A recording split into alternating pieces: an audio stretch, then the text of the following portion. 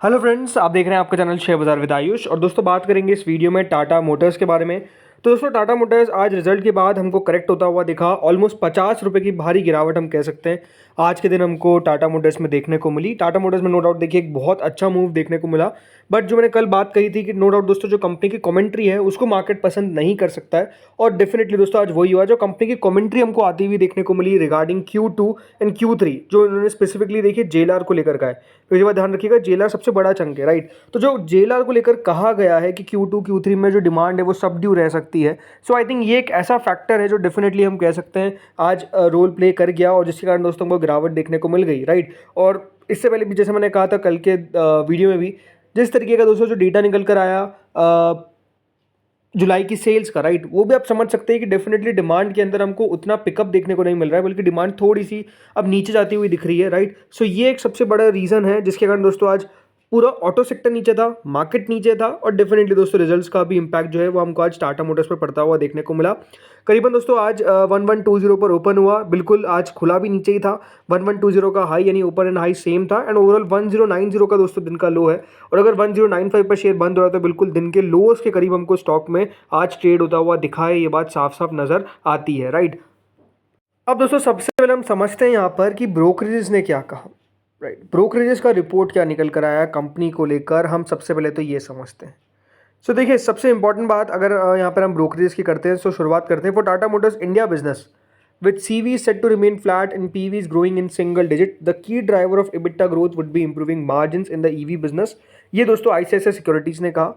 और इसलिए दोस्तों आज ICICI सिक्योरिटीज़ ने बेसिकली कंपनी को डाउनग्रेड कर दिया और बेसिकली स्टॉक को यहाँ पर जो पहले रिड्यूस की रेटिंग दे रखी थी उससे अब सेल की रेटिंग पर आ गए। और जो टारगेट प्राइस है उसको भी रिवाइज किया गया है ऑफ ₹923, जो पहले 915 था। तो टारगेट जरूर बढ़ाया बट बेसिकली जो रेटिंग है वो अभी अगर आप देखेंगे तो सेल की रेटिंग दे दी गई है। और जो रेटिंग सेल की दी गई उसके पीछे का रीज़न सिंपल है कि जो कमर्शियल व्हीकल का बिजनेस है वहाँ पर कुछ खास ग्रोथ देखने को नहीं मिल रही है, और जो पैसेंजर व्हीकल बिजनेस है वहाँ पर भी सिर्फ सिंगल डिजिट ग्रोथ देखने को मिल रही है।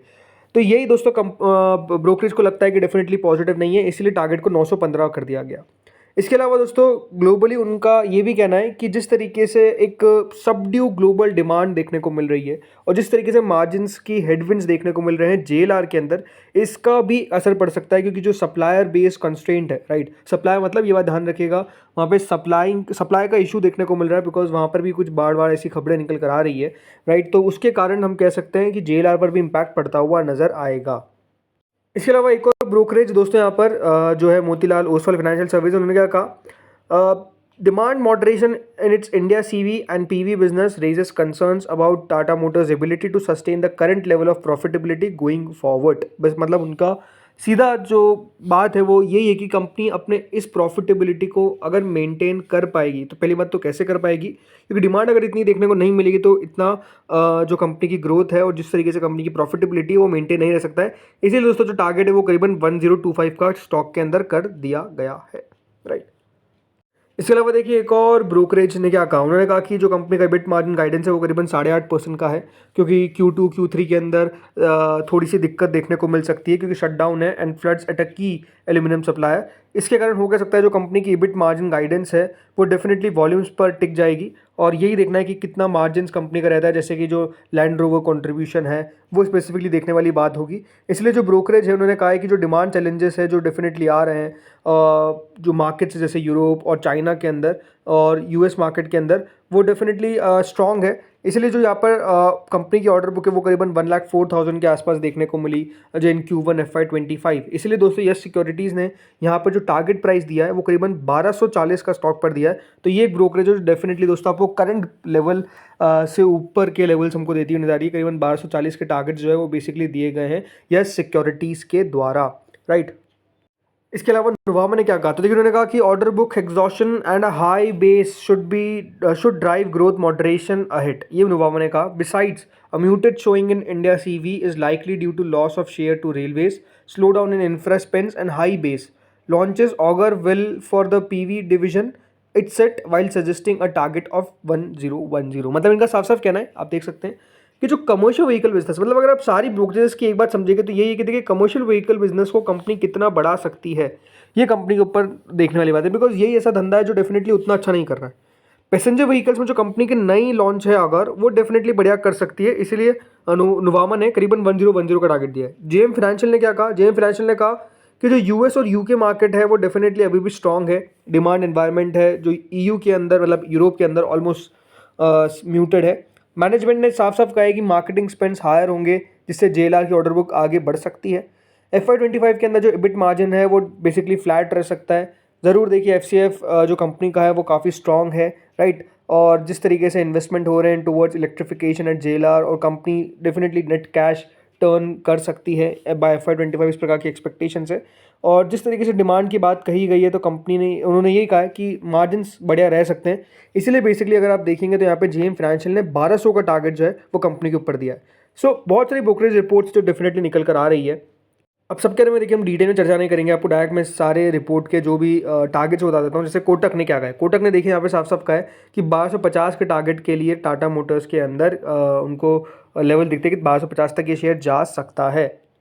तो डोमेस्टिक रिपोर्ट्स थी। अब मैं अगर बात करता हूँ ग्लोबल ब्रोकरेजेस का, जैसे यूबीएस ने दोस्तों करीबन 825 का टारगेट दिया है, उनको थोड़ी सी कंस्ट्रेंट दिखते हैं, और सेल कॉल जो है वो बेसिकली यहाँ पर अभी भी उनका मेंटेन है, राइट, जो बिकॉज डिमांड को लेकर उनको थोड़ी बहुत दिक्कत है जो साफ साफ नज़र आती है। इसके अलावा अगर मैं बात करता हूँ दोस्तों बाकी ब्रोकरेजेस की, जैसे नुवामा की तो हमने बात कर ही ली है, राइट, नुवामा के जो टारगेट्स वो तो आपको ने बता ही दिए हैं। करीबन जो टारगेट दिया गया है वो नुवामा ने 1144 का दिया है, राइट। नोमुरा ने करीबन 1303 का टारगेट दिया है, राइट। उनका मानना है कि जो जेला का ट्रांजिशन है to luxury will support average selling price and margin expansion, इसलिए 1303 का नोमुरा दोस्तों यहाँ पर बेसिकली टारगेट लेकर आया है। जेपी मॉर्गन ने दोस्तों जो टारगेट दिया है वो करीबन 1250 का दिया है, वाइल CLS ने 1181 का और जेफरीज ने 1330 का। तो ये सारी ब्रोकरेज रिपोर्ट्स है जो बेसिकली दोस्तों आज निकल कर आई, और टारगेट जो है वो आपके सामने मैंने रखे हैं। इसके अलावा दोस्तों आज एक और इंटरेस्टिंग रिपोर्ट निकल कर आई, और वो रिपोर्ट जो है वो थोड़ी सी अजीब है। आप देख सकते हैं Hyundai, Kia, Tata, M&M write to UP government to roll back incentives on hybrid vehicles.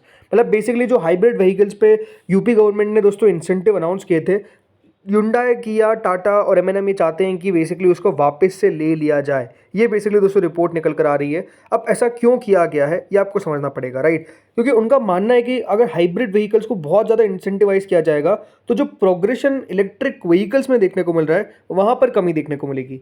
इसीलिए Hyundai, किया, टाटा मोटर्स और M&M इन सब कंपनीज ने बेसिकली लिखा कि आप इसको वापस लीजिए, बिकॉज इससे इलेक्ट्रिक व्हीकल्स के ऊपर असर पड़ता हुआ देखने को मिलेगा। और इन्होंने ये भी कहा the same will not be beneficial as fossil fuels will continue to persist as OEMs would adopt this technology for specific product segments to meet its CAFE norms and related performance attributes. तो basically आप कह सकते हैं कि देखिए ये भी चीज़ें होती है, राइट। अब ये होता रहता है, इस पर कोई बहुत दिक्कत वाली बात नहीं है, बट हाँ ये ज़रूर आज खबर निकल कर आई है। इसके अलावा दोस्तों आज एक और इंपॉर्टेंट रिपोर्ट जो खबर जो है वो बेसिकली निकल कर आ चुकी है, और वो है टाटा मोटर्स के DVR शेयर होल्डर्स के लिए। क्या दोस्तों खबर है, बेसिकली खबर ये है कि NCLT के द्वारा दोस्तों जो scheme of arrangement Tata Motors लेकर आई है कि वो जो ऑर्डिनरी शेयर्स को हटा रही है उसको बेसिकली अप्रूवल मिल चुका है। जी हाँ, इस चीज़ को अप्रूवल मिल चुका है, और जो रिकॉर्ड डेट है इसके लिए कंपनी आगे चलकर ज़रूर लेकर आएगी। सो ये आप सबके लिए इंपॉर्टेंट बात है। अगर आप टाटा मोटर्स के ऑर्डिनरी शेयर्स या फिर मैं कहूँ तो DVR शेयर्स बेसिकली होल्ड करते हैं, सो ये बात ध्यान रखिएगा आप लोगों के लिए।